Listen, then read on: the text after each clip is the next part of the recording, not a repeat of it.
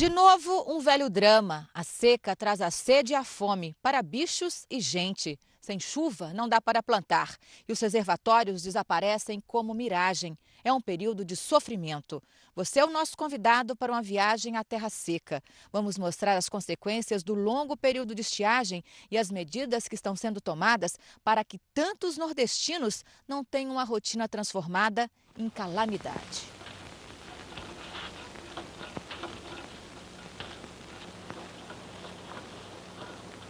Da literatura para o cinema. Vai chover. Deus queira. E a Virgem Santíssima também.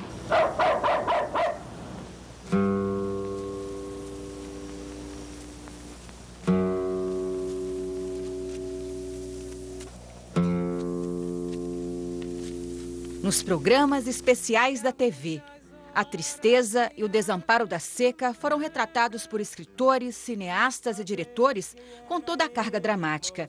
Mas a ficção apenas imita a realidade. E o drama da vida real acaba sempre sendo maior. Severino, lavrador, irmão das almas. Severino, lavrador, mas já não lavra.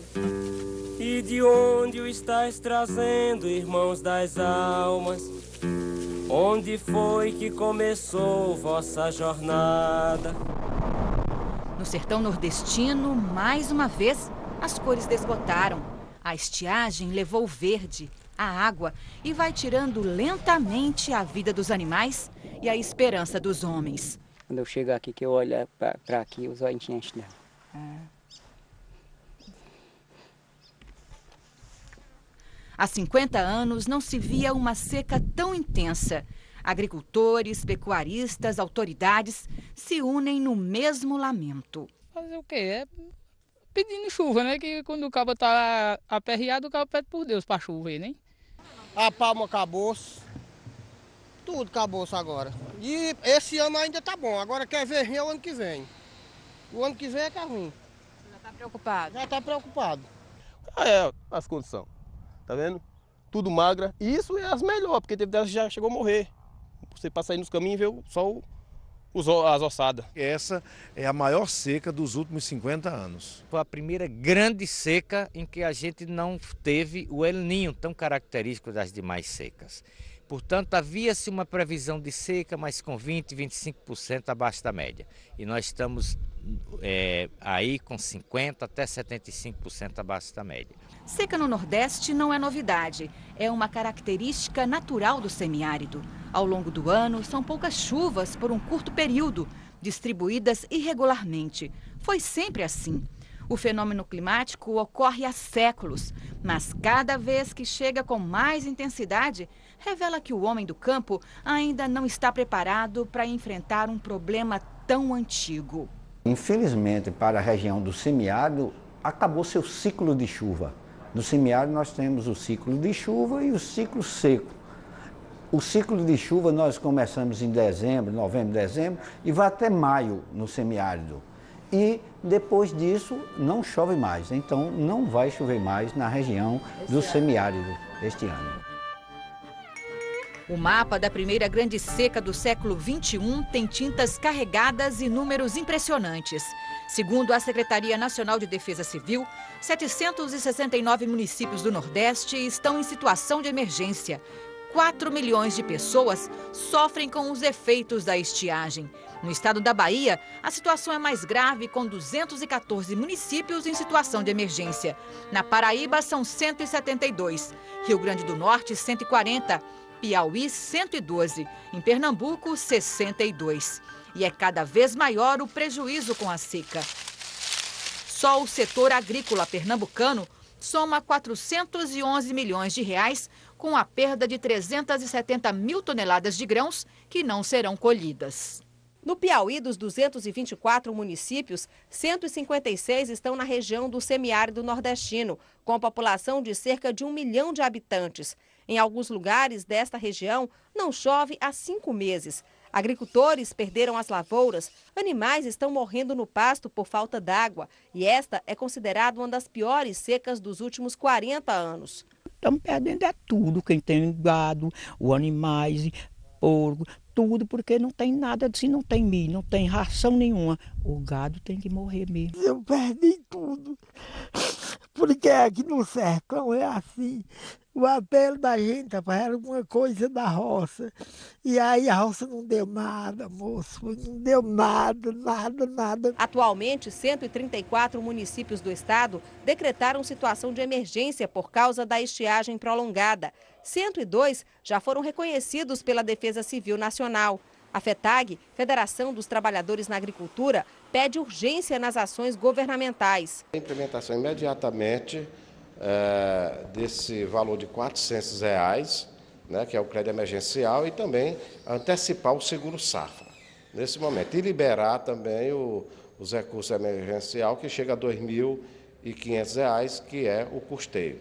Daí a construção, não tenho dúvida, de mais cisterna, e aproveitar também as águas que tem no Piauí para que a gente possa produzir alimento. Há 24 anos, a Cáritas, uma organização ligada à Igreja Católica, desenvolve ações de convivência no semiárido. No Piauí, já são 50 mil famílias beneficiadas com a construção de cisternas ou de outros tipos de reservatórios.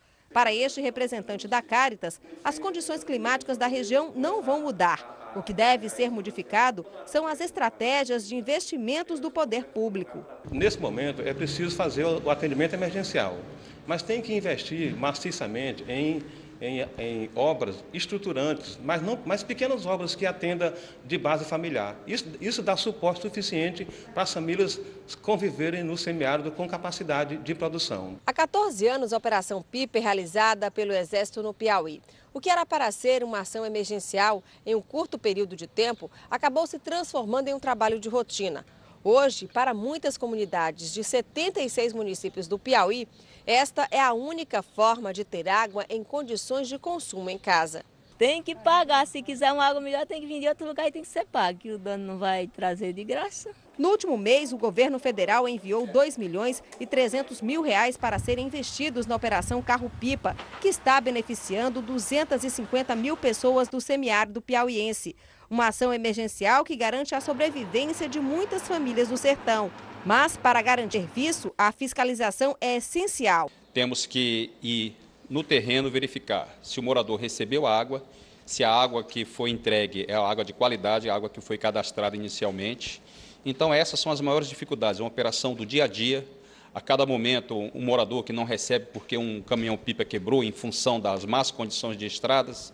Então, isso nos traz uma demanda de trabalho bastante pesada. Para esta socióloga da Universidade Federal do Piauí, é preciso mudar a forma de lidar com a estiagem. Em cada período de estiagem, você tem quase sempre a dependência do carro-pipa, né, da cesta básica, né, das frentes emergenciais, ao invés de você ter obras que garanta água, né, tanto, no nosso caso aqui, a água do subsolo, né, e até a água da chuva, né, que a gente tem um volume de chuva grande, que colhida essa água da chuva daria para abastecer muitas famílias da região semiárida, e aí você tem isso como algo que vai se reproduzindo em cada período. Nem a bacia leiteira de Pernambuco, a 8ª maior do país, escapou dos efeitos da seca. Aqui o pasto, que deveria garantir o alimento para os animais, se transformou num cemitério com carcaças por toda parte. São cenas de uma tragédia anunciada. Solo esturricado, rios que desapareceram, o pasto que virou palha. E sem água, a morte ronda os currais. Elas estão aí urrando, berrando de fome. Tem o comer no coxo, mas não se alimenta que presta. É só berrar mesmo, que o comer que tem parece que não serve para elas. Para quem conhece os bichos pelo nome, não tem tristeza maior. Fica baixinho, fica garoto, fica maravilha, fica baixinho, fica. Dói o coração? Dói demais. Ficar acostumado a lutar com os bichinhos pra cima e pra baixo, né? E ver de uma hora pra outra a gente ficar sem nada. Aí o futuro é pouco. Uma saída com tom de desespero traz uma movimentação diferente às estradas de terra da bacia leiteira de Pernambuco. Os caminhões que antes transportavam o gado para vender, agora são como uma tábua de salvação para os pecuaristas.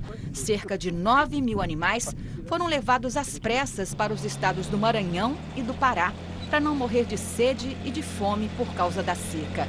Este pecuarista já mandou 140 animais para o Maranhão.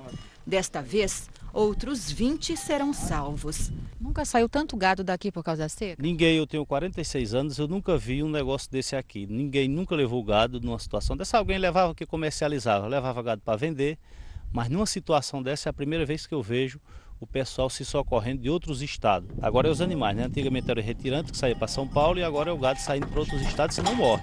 A estratégia não é para todos. O frete é caro, cerca de R$5.000 a viagem.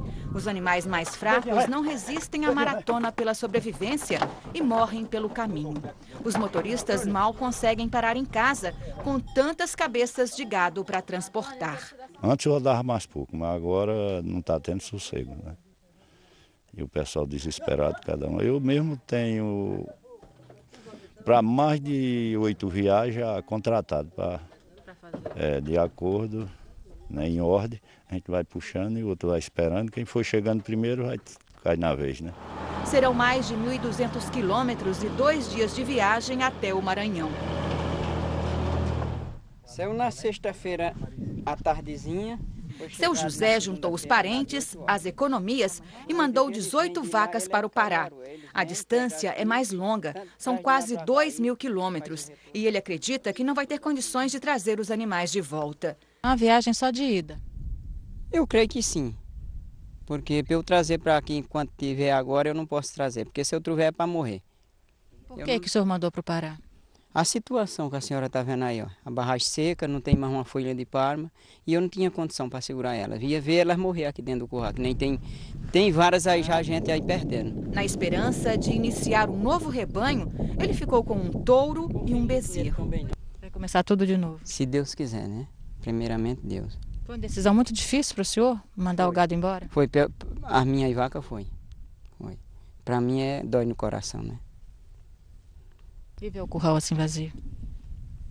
Difícil.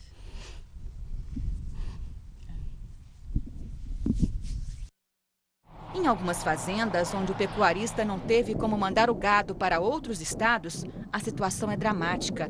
A quantidade de carcaças confirma a extensão da tragédia. 20 animais desse rebanho já morreram. Outros 60 foram vendidos para alimentar os 43 bichos que estão famintos. Seu José Carlos está oferecendo gado para quem tem condições de criar. Depois da seca, ele só recebe de volta a metade dos bois. Esse resto aqui, se não tiver jeito, eu vou dar. Tem um bocado de gente aqui sem terra, tudo pedindo vaca aqui para me dar. 4 vacas, 2 vacas, para mim dar e depois rachar. Fica com a metade e com a metade e meia. Você já está fazendo isso? Vou começar para a semana. Dá 2, fica com 1. Não, quem quer 4, criar 6 vacas, se escapar, me dá 3, fica com 3.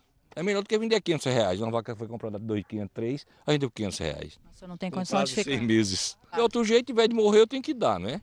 Os pequenos produtores têm que contar com a solidariedade de quem ainda tem alguma reserva. Edivaldo ficou com 5 vacas leiteiras para cuidar. Mandou 9 para outra fazenda. Estavam morrendo, já que a gente não tinha condição de dar mais não. Você ficou com pena de ver elas definhando aqui? É, isso aí. Aí eu fui lá, pedi o homem, ele me disse, olha, então você só não tem água. Acho que na água eu comprei uns coxos, uns tambores, botei água lá e carregou água. A gente carrega água para lá. Muito difícil para a gente. Muito difícil mesmo. Outra medida difícil desses tempos de seca é o abate precoce dos animais. Mais de 70 mil foram vendidos antes do tempo e com o peso abaixo do ideal. O prejuízo para a bacia leiteira com o abate precoce e o envio dos animais para outros estados é imenso. É um prejuízo incalculável, porque aquilo que foi feito durante mais de 30 anos, que é melhorar geneticamente as nossas fêmeas, que aqui é a nossa bacia leiteira, essas fêmeas com o abate a gente perde a cabeceira, o que existe de melhor desse rebanho. E nós não podemos calcular esse prejuízo. Seria Seriam anos para recuperar desse prejuízo? Anos, no mínimo 20 anos você consegue recuperar um valor genético de rebanhos leiteiros. E esse prejuízo a gente só vai calcular, o Estado só vai ter condições de calcular daqui a uns 2 ou 3 ou 4 anos é que a gente vai conseguir calcular o prejuízo que a gente vai ter com essa seca.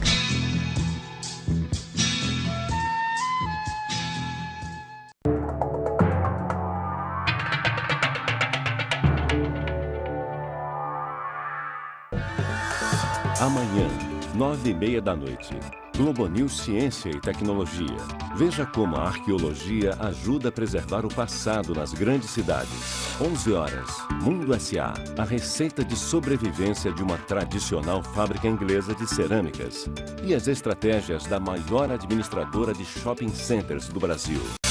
11h30 no Milênio. O sociólogo Zygmunt Bauman e o sistema que hipotecou o futuro. Amanhã, aqui na Globo News. Ai, ai, que bom, que bom que é uma estrada e uma cabocla, uma gente andando a pé. Como não vou afiar, vamos forrofiar. E o sangoneiro fica mole com atrás e puxa o fone pro vovó não se acabar.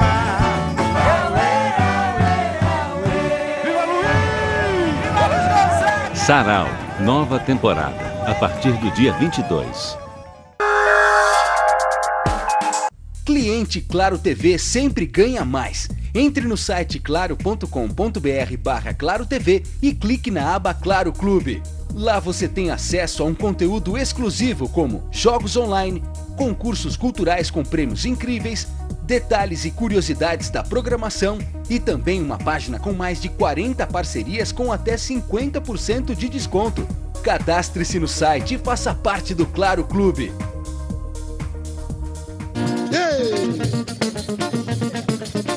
Na chinela, começou assim, Claro Expresso. Então corre, a batida é minha, cheguei primeiro. Não vou fazer a fezinha, que é tudo por dinheiro. E aí, rima rara, rara rima. Ao som do batabaque, batalhei e aguardei na disciplina. Canta, arranha, tinta e os azulejos do teu quarto, da cozinha, da sala de estar.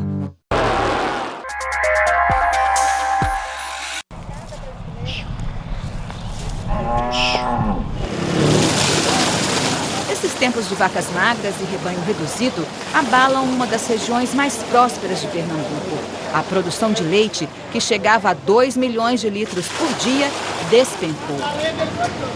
E imaginamos que agora, final de maio, já se aproxime dos 50% a redução do leite. Um prejuízo muito grande para o município que vive do leite. Enorme. Inclusive a cooperativa que você acabou de ver aí, chegou a uma produção diária de 65 mil a 70 mil diário. Hoje tem um volume de 22 mil litros. A cada dia, os produtores têm menos leite para vender. Por dia eu trazia 80 litros. Agora? 29 deu agora. Cada vez menos? É, cada vez menos. Cada vez já diminuindo mais. E a renda também? A renda também, né? Que só dá pro leite. Só dá nem para vaca tá dando. Estamos trabalhando de graça. Só para não morrer mesmo. Sustentando as bichinhas para não morrer de fome. A situação é difícil, viu, minha filha? Só Deus mesmo. E a pessoa tomar uma atitude. Porque desse jeito vai ter que parar, todo mundo. Vender os bichinhos para não ver morrer de fome. Nos laticínios, a produção caiu para menos da metade. Neste, em Itaíba, eram produzidos 1.400 quilos de queijo por dia. Hoje não passam de 500 quilos. 2 dos 4 funcionários foram dispensados. O senhor deixou de fornecer para algum comprador? Deixei, teve que deixar. Para onde você não manda mais? Eu não mando, para começar, São Paulo eu não mando. Não mando. E então, quem pega 100 quilos está pegando 30 quilos, está pegando 40 quilos. Também porque também ele nem tem as vendas. Ele não tem as vendas, porque lá caiu também. Se tiver leite, o senhor traz os trabalhadores de volta? Sim, com certeza. É o que eu mais quero, é trabalhar. O governo do estado anunciou medidas de emergência para evitar que os prejuízos da bacia leiteira sejam irreparáveis. Os produtores vão receber R$1 por cada litro de leite produzido. Antes eram 76 centavos. O ICMS do milho e da ração foi extinto. O nosso cuidado é não perder a cabeceira do rebanho, para que aí, passada a estiagem, a gente possa rapidamente retomar a produção. São tempos difíceis aí pela frente. Tempos difíceis, temos que atuar na economia, em políticas sociais e temos que atuar também na segurança hídrica, porque tem muita gente nas grotas, nos pés de serra, nos pequenos vilarejos que estão precisando de água. E a gente está fazendo sistemas simplificados, estamos fazendo muita cisterna, mas estamos nesse momento só do estado com 800 carros, caminhões-pipa distribuindo água em escolas, em associações, em casas, em vilas, uma situação muito dura. A primeira parte do socorro começou a chegar. O governo está pagando frete para transportar o bagaço da cana da zona da mata até o agreste. Em mutirão, os pequenos produtores descarregam o caminhão com a ajuda mais que esperada. Edivaldo Pereira segue apressado com a ração para o curral. Ele teve que vender 3 das 12 vacas que tinha para continuar alimentando o restante dos animais. Esse bagaço, o que representa para vocês? Rapaz, isso é muito importante para a gente, porque do jeito da dificuldade que nós estávamos passando, né, chegou hoje, pelo menos para amenizar uma parte, né? Eu creio que com mais uma ajudinha, se Deus do céu mandar para a gente, uma chuva, uma coisa e outra, a gente vai escapando, né? O bagaço da cana não é o alimento ideal para o gado. Ele é pobre em nutrientes, tem apenas fibras. Para matar a fome dos animais, é preciso enriquecer o bagaço com palma, farelo de milho e proteínas. Sozinho, ele não alimenta, mas é um complemento importante nesses tempos de escassez. As vacas vão direto para o coxo. O bagaço chegou em boa hora. E agora esse bagaço vai ajudar um pouco? Ajuda bastante agora. E ela deixa de enjoar a palma e vai comer o bagaço mais. Aí tem que enriquecer o alimento. É. Tem que botar um farelo. Botar um farelo para fortalecer o animal, que o animal tá fraco, aí não aguenta nem a seca. O socorro ameniza as consequências da estiagem prolongada, mas são as tecnologias simples e conhecidas para a convivência com o semiárido que possibilitam a vida dos agricultores na terra seca. Cisternas, barragens subterrâneas, plantações de culturas mais resistentes e criação de animais que suportam as adversidades do clima, como cabras, bodes e abelhas, ajudam a atravessar os períodos de maior escassez. Temos provado de que a implantação dessas tecnologias tem feito com que os agricultores permaneçam e convivam com a situação como essa, que é a situação de escassez de água, né? É a única possibilidade para fazer com que as famílias possam ter essas tecnologias e não depender das políticas emergenciais de combate à seca, como está se tratando nesse momento. As grandes migrações, as frentes de emergência e as mortes de sertanejos provocadas pela seca ficaram no passado.